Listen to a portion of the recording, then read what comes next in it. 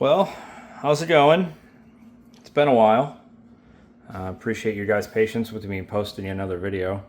I kind of just got into the mindset that I didn't want to post anything until, I was proud of where my enclosures are at, and I didn't get to that point until kind of just now. I'm still not super happy with them. There's still things that I want to change, but I've been getting a lot of comments recently asking for more videos. People talking about how my old enclosures were inspiring, and I have a problem with that. I do not like how my enclosures looked whatsoever in the previous video, and I would highly recommend not building your tree monitor enclosures like that. I'll get into why in a little bit here. First of all, I just want to show you guys my newest build. This is what I put together for my Maroc green tree monitor. This will eventually house a pair. All I've planted. Very rarely does he actually shred anything off. That's just off this Amate here. So the plants in this, there's a philodendron burl marks down here. The big guy is a Schefflera Amate, and then this one down here is a Rhaphidophora decursiva, or like the dragon tail that it's commonly called. The background on this is actually universal rock. The reason I did universal rock instead of the dry lock, which is the main gripe that I had with my old enclosures, is because the universal rock is much, much softer. It's not going to fuck up their claws. And that leads me to my main issue that I had with the previous enclosures, which is the fact that, the dry lock will lead to degradation of their claws. It will wear them down to a literal nub to where the animals can't properly climb on really anything. They'll slip off branches, slip off the wall. Oh, there's also a bird's nest fern back there, I forgot to mention. But this is the Maroc guy. He's not super social by any means, but sometimes he comes out on his own. Just letting him think and do his thing. He's gonna back away now. That's fine. I love this animal. He's so freaking cool, man. But I got a girlfriend for him. She is just on the other side of the room. She'll go into this enclosure in probably 4 or 5 months and hopefully get some breeding out of them. Anyways, like I said, I don't like the dry lock at all anymore. It just was too bad on their claws. And so what I've switched to for 90% of my walls, because you still want something on the walls for them to climb on, right? What I've switched to is these cork panels. I like these enough that I started sourcing them to be able to sell them myself. Per usual, I do 2 basking spots, UV, and the grow light. The main thing that's changed from previous builds with the grow light, now there's Wi-Fi adapters for it. Right here. That guy lets me set sunrise and sunset on these lights so that they dim to turn on and off. I also started doing stands for them. I'll post a link to the wheels. I actually found out about these wheels from Brad's Bioactive builds. He sent me those and just kind of told me how to build the stand. And so, yeah, as you can tell, I kind of like it. Got 3 of them on it now. The right side enclosures over here are not yet on stands. They will be eventually. Like I said, it's still a work in progress. And so this is the side that's done. I'm happy with these. I'm not going to change anything with these. I also have geckos now, and so that's what's in there. But yeah, and here's the other side that you guys are more familiar with. So what's changed? I ripped out the substrate dam, took it from 8 inches off the ground to 20 inches. So these hold much more bedding now. I also ripped out the dry lock off the back and right wall on these two enclosures and replaced them with cork tiles. I left one just for aesthetic reasons. It looks nice, but also the amount of clutter that I have in here, plus the fact that 2 of the 3 walls are cork, means they're using that much less, so it's not going to be as harsh on their claws. The problem lied in the fact that it was all 3 walls had the dry lock, and so I'm not kidding, their claws were like filed down to the nub. That was rude. But yeah, still the original pair of greens. I now have a pair of blues in this one. The girlfriend for the Morocco guy that I showed you is right here.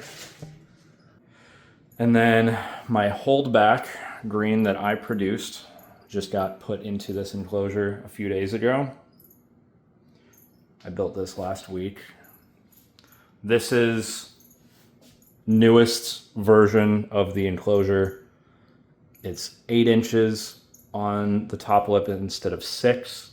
Black door tracks, black on the sides, 20-inch substrate dam, and then actually the front is made out of a single sheet of 3/4 inch PVC. Previously, what I had been toying with was, if you look here, notice there's the seam here. So what I was doing previously was doubling up 2 sheets of 1/2 inch and sandwiching them together to make the front.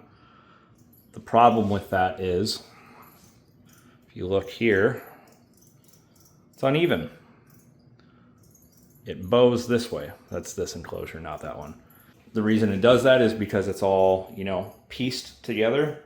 So the bottom is one part, the sides are one, and the top is one. So what I did instead that worked much better was I got a single 4x8 sheet of 3/4 inch PVC and cut a window out of the front to fit the glass. This is essentially the exact thickness of the door track. It doesn't overhang at all like it does on this, because on this one it actually overhangs a little bit. And so it's just much more lined up, I guess you could say, on this. It just looks way better. And then the 2 lights on the side, the grow light, and it doesn't have UV yet. I need to pick some up in a week or 2. Obviously, I'm a proprietor of Give Your Tree Monitors UV. She's right here, actually. The reason this doesn't have UV, she was in this enclosure previously, and I noticed she started getting UV burns on the top of her head, and so I'm just giving her a couple weeks without UV in this new enclosure to heal those burns before I put UV back on here. But yep, so we got one long piece of driftwood that I collected as the basking spot goes all the way down, and then all these branches are just stuff I pulled out of mine or my neighbor's yard and trimmed down to fit. And same plant, Schefflera Mate, and this one, this guy, that guy, and that guy. The plant is so freaking sturdy. You'll notice if you ever feel one of these, the leaves are really waxy. And being waxy and dark green, I guess, is an indicator that they can handle more direct light and higher heat. So I've been told, and they definitely do. These hold up so freaking well. And in no time, this plant will be touching the top of the enclosure. For those that didn't watch my last video, these enclosures are 4 foot long, 30 inches deep, and 6 feet tall. The stand that they're on adds 8 to 9 inches to them. The reason I like the stand is because you can't see it, but there's a bay window right behind this enclosure. and the fact that I'm in Nebraska, our winters are horrible. And so the floor out here, basically from like where I'm standing back, gets into the low 50s at night during the winter. And so all of that was transferring into the substrate of the enclosures. And I do think these animals deserve some colder temps, especially during winter, like to actually simulate seasons. But that was just far too cold. And so where I would want my substrate during the day to stay, 72 to 74, it was getting down to 58 to 62 during the day. It's way too cold. So by getting them up on stands, there's actually a vent under that enclosure over there. During the winter, when the heat's on, it'll circulate hot air under all of these. And I already tried it out with this one at the very ass end of this winter. So in March, I had this one together. And just by getting this one up on a stand, it raised the substrate temperature during the day by 6 to 8 degrees and during the night by like 12 compared to what it was typically. It was getting as low as like 58 in the substrate at night, 56 to 58, like deep down in the substrate. I try to let them get down to 67, 68 at night. And yeah, it was too much. But for this enclosure, like I said, this one has the amate. This plant is an epipremnum yellow flame or golden flame. And then this guy here that's starting to sprout a new leaf right there. It's this guy. That is a variegated Rhaphidophora foraminifera. And it's hard to see, but new leaf, and then another one coming up out of it. That plant is actually native to Indonesia. So that's why I wanted it. And so I'm starting to propagate a bunch of that plant just because I think it's really fucking cool having native plants in your enclosures. And that's exactly what this guy is. The leaves will actually get bigger than this even. But yeah, and they fenestrate and do a whole bunch of cool stuff. And this is a variegated one, so yeah, this is probably my favorite plant. I love this thing. It's also pricey, unfortunately, but that's what you get for getting hard to find non-native plants. Oh, actually, this is the same guy right here. This is actually what those clippings came off of, was this. And you can see it's growing pretty well. Not that you're watching for geckos, but I also have a pair of Euryplatus semitae and then a Henkelii in this enclosure. The Henkelii was on that plant in the back, but I don't know where oh, he's on the leaf right there. You can kind of see him. Anyways, so I'm still using the Casa strips, like in the last video. I think that the Casa is fantastic. I have noticed when you get a lot of plugs active and timed that you sometimes have like missed timings. You'll have stuff just not turn on or off, and it gets a little frustrating. But it's not the end of the world, I guess. First of all, before I have a new misting system also. But before I go over that, I want to tell you also, I need door handles for this one still. These all have nice door handles that are all lined up and neat. I started a new substrate mix. I find this works way better. This is what I'm using for all the tree monitors now. It's cocoa chips, organic fertilized compost, organic mulch, peat moss, orchid bark. I was doing pumice because that's what a lot of people do in like the aroid. Oh, I guess that guy, not that guy. But the aroid plant mixes, people are doing pumice. Then I figured out these idiots will literally eat pumice. So don't do a substrate that has like pumice or anything in it because they'll eat it. Pumice is kind of like vermiculite or perlite. It's lava rock. But yeah, I started doing a new substrate mix. It's better for the plants. It drains better. And so that's how I'm keeping all these plants alive. So like this enclosure over here, this has been planted and going without issue for 6 months. This is the only plant that I've had die in here, and it's just because I unfortunately mounted it in a spot that just gets kind of cooked by this light, and I have to spray it constantly, and I just don't. But like this dragon tail, the decursiva, is just doing insanely well. It's climbing this branch. It's actually attached into it, which is exactly what I wanted. So it's grabbing to it. Like I'm tugging on it and it's not going anywhere. So it's exactly what I wanted it to do, which is freaking sweet. Just kind of presenting my hand. If I go towards him, he runs. I'll show you an example. See? Scoots away. But if I sit still, he'll actually come out on me. He'll jump up on my shoulder and... Here, maybe...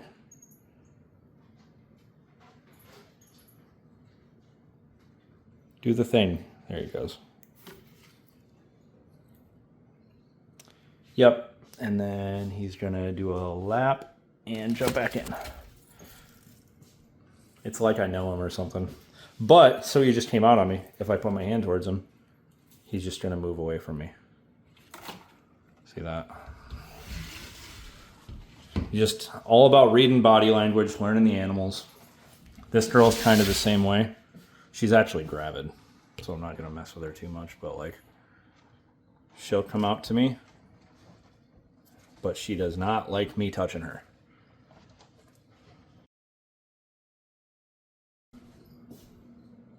Plants.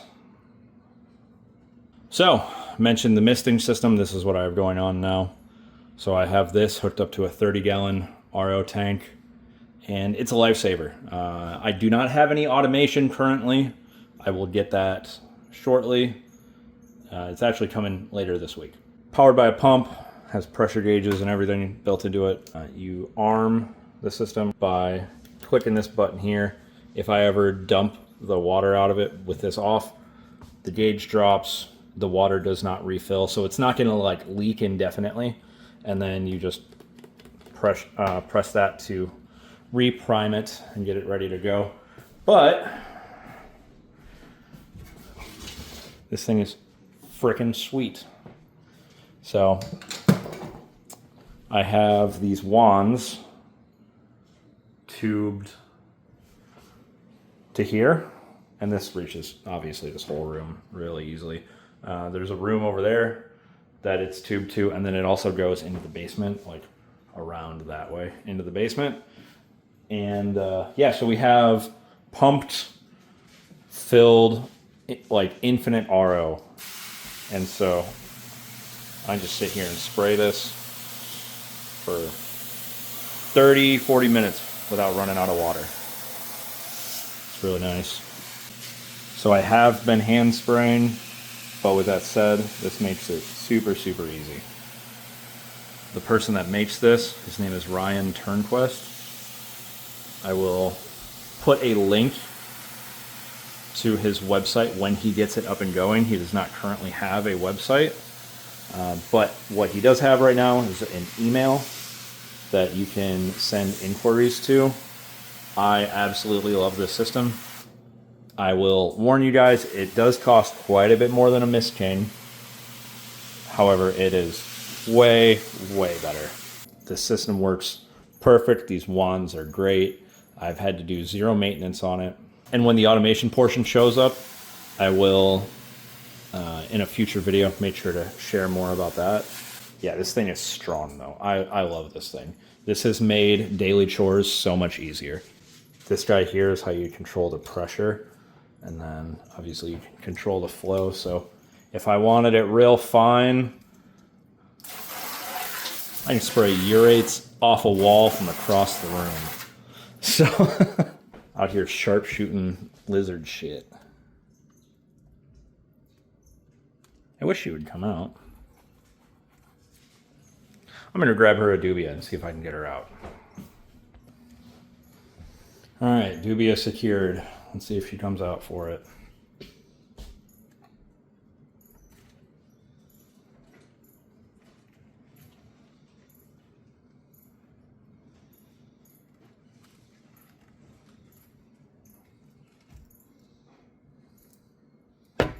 See the marks on her head?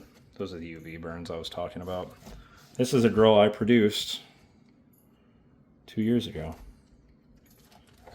Obviously, she's a little easygoing. Doesn't necessarily like being woken up, but yeah, she's fantastic. I love this animal. Super glad she's the one that I kept. The last thing that I want to show you guys is how the dimming, like sunrise, sunset feature works on these grow lights. So what you can do on this app is you can set everything on groups. So you can see I have the gecko enclosure, the McRae, Maroc, and then both Prasinus pairs. I actually have these two on one light, and so that's why the one is Prasinus and McRae. Anyways, if I add them to groups, which you see right here, I can control all of them off of one timer. So I have it set so that at 7:30 a.m. the lights start to turn on, and they take an hour to get all the way on, and then the same at 8 p.m. the lights start to turn off, and they're off at 9. But just to show you what I mean,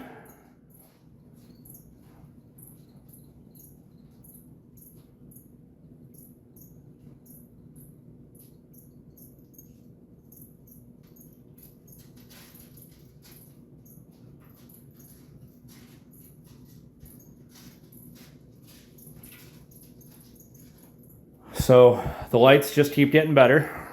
The functionality for them keeps getting better. I love these things.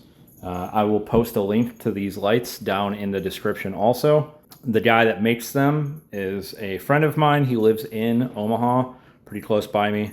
And so I will, full transparency, I do have an affiliate link for these. But with that said, I basically beta tested these lights when he first started making these. He handed me one and said, try to break it, get it hot, get it wet, see what happens. And it never broke.